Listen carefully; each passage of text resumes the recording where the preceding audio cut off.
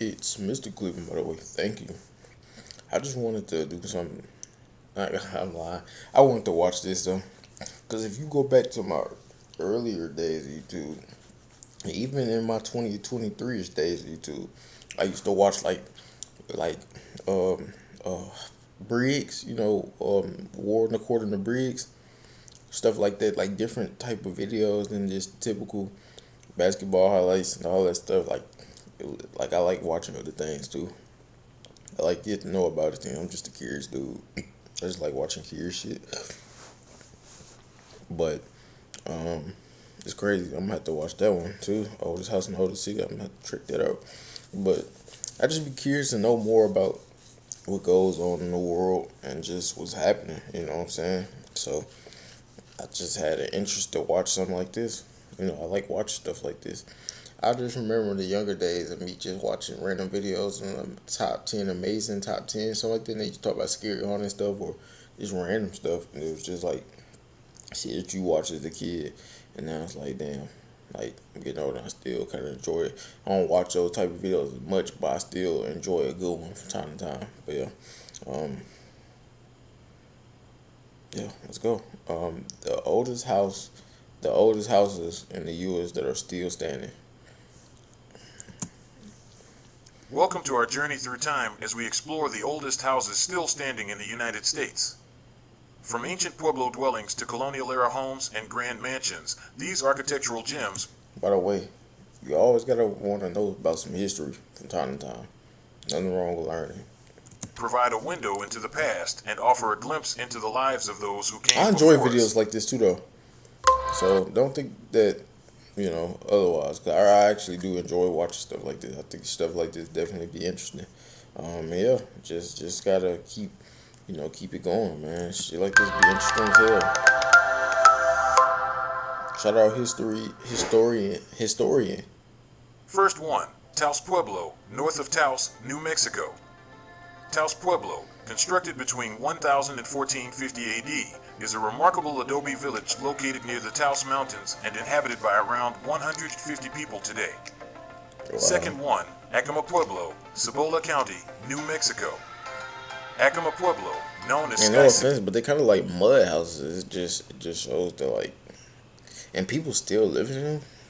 You know, like I don't know. Like I feel like stuff like that. Like we should probably just let it be like just like a museum. It's like we should be able to go in it, touch a wall or something. But like I feel like it's just one of those things. We kind of just let it be a museum. And if a building is able to sustain fucking centuries, that just tell you the material that how good that material is. Because nowadays houses you could then punch a hole in the wall and you probably see your neighbors. You know what I'm saying? Like so, I don't know. I'm probably exaggerating a little bit, but I know that nowadays the material that they build houses now isn't as strong as they once was. City They kind of has been why you think they continuously able to build like buildings and shit be built up so fast because like the material ain't that like inhabited since 1150 AD and features 2 and 3-story adobe brick buildings atop a mesa price of with demand fewer is than crazy 50 nowadays. residents living there now.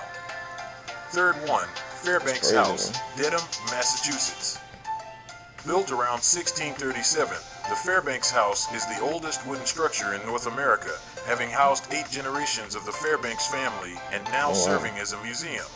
Mm. Number 4, C.A. Nothnagel Log House, Gibbstown, New Jersey.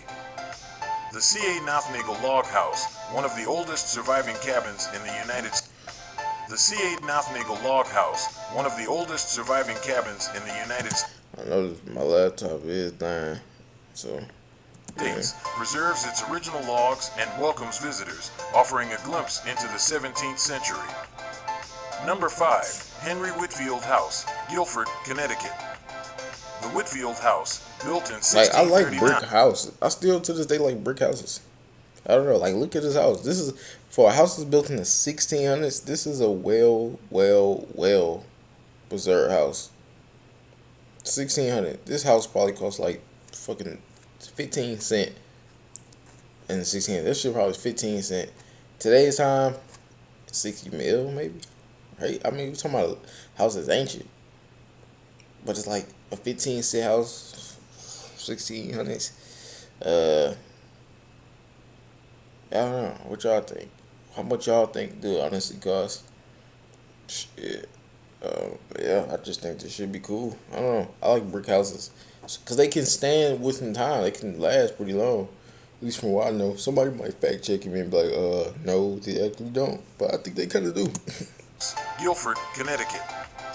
The Whitfield House, built in 1639, stands as Connecticut's oldest house and the oldest stone house in New England, constructed from local granite for Reverend Henry Whitfield. Number 6, Richard Sparrow House, Plymouth, Massachusetts. Considered the oldest house in Plymouth, the Richard Sparrow House, built around 1640, now serves as a state museum, showcasing the history of the Sparrow family and colonial life. Number 7, Lower Swedish Cabin, Drexel Hill, Pennsylvania. Originally a Swedish trading post in the 1600s and later used for silent movies, the Lower Swedish Cabin stands as a testament to early colonial life and occasionally opens its doors to the public. Number 8, General Israel Putnam House, Danvers, Massachusetts. The Putnam House, constructed around 1648, holds historical significance due to its connection to the Salem witch trials, as well as being the home of General Israel Putnam during the Revolutionary War. Number 9, Old House, Cutchogue, New York. Dating back to 1649, the Old House in Cutchogue, New York, represents the oldest English-style medieval house in New York State and showcases... It's crazy, like, even think about it. I could probably go to these places now, and if I was even back then, I wouldn't even be able to stand in any of these fucking cribs. Damn, man. To just show you the times change. I mean, shout out Dr. Martin King. Shout out to anybody who just, made it a way for people to be able to do things. Like I said, shit, even 1900s, I probably wouldn't even be able to walk in this crib. They probably wouldn't even let me walk in this motherfucker. This is Pilgrim Century architecture. Number 10, Macy Colby House, Amesbury, Massachusetts. Built by Thomas Macy in 1649, the Macy Colby House is associated with the story of John Greenleaf Whittier's poem The Exile and the historical conflict over harboring Quakers in 17th century Massachusetts. I don't like this house. Number 11, as far as how it looks, like, if you go to this angle, Whittier's poem The Macy Colby. This angle, this is not a bad setup. This isn't that bad at all. I'm kind of rocking with that. That's like a smoother vibe. How y'all feel about it though? I don't know. The house is associated with the story of John Greenleaf Whittier's poem The Exile and the historical conflict over harboring Quakers in 17th century Massachusetts. Number 11, Wyckoff House, Brooklyn, New York. Constructed by Peter Wyckoff in the mid-1600s, the Wyckoff House holds the distinction of being the oldest structure in New York City, though much of it was rebuilt in the 1800s. Number 12, Thomas Lee 1800s House is still pretty old. I'm not gonna lie, it's over 200 years old. East Lyme, Connecticut. The Thomas Lee House, dating back to 1660, is one of Connecticut's oldest wood frame houses, once serving as a residence and later restored by the East Lyme Historical Society. Number 13, James Blake House, Boston, Massachusetts. The James Blake House. Would y'all honestly sleep in any one of these cribs though? I'd probably be a little nervous. I think probably some of them would horn it. I'm not gonna lie. But I think it's just definitely cool to a building. Like, I believe this Churchill was built before I was even born. So it's like shit like that. Like, that's the type of shit I'm talking about. God forgive me. I'm done talking, guys. Why did I just expose my look? Some stuff. In 1661, represents one of the few examples of West England country framing in the United States and was moved to its current location to be saved from demolition. Number 14, John Bound House, Queens, New York. The John Bound House, built in 1661, played a pivotal role in advocating religious freedom and sheltering persecuted Quakers during a time of religious intolerance. Number 15, Old Dutch Church, Sleepy Hollow, New York.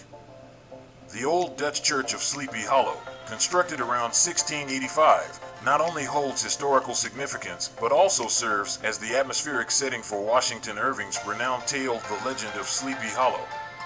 Thank you for joining us on I this don't know. I feel captive. like this church is, I don't know, 1600s. Wow. I mean, just like it just, I don't know, man. Like history is one of the like, for as long as I ain't gotta write nothing down, and I could just like watch like a landscape of history, I could sit there and probably watch it all day. Think about what life. Nah, see, like just like a kid. Just think of a kid in the 1600s. What are they doing for fun?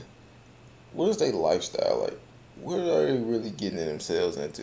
You know what I'm saying? It makes you think a little bit. Like just what was like food was. Food wasn't like it ain't as good as it is now. But like it's the fact of like you get what I'm saying? Like they just time just evolved, and evolved. Like think about a person from even the 1400s. Put them in 2025 right now. Get them an iPhone. Get them a game. They probably like they wouldn't. It'll be like what the fuck? You know what I'm saying? It'll be a what the fuck? They probably think they controlled or some shit. I don't know. That's crazy to even think about. But yeah, I mean,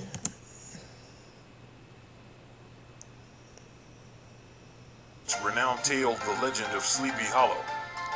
Thank you for joining us on this captivating journey through the oldest houses in the United States. If you enjoyed this video, don't forget to like and subscribe.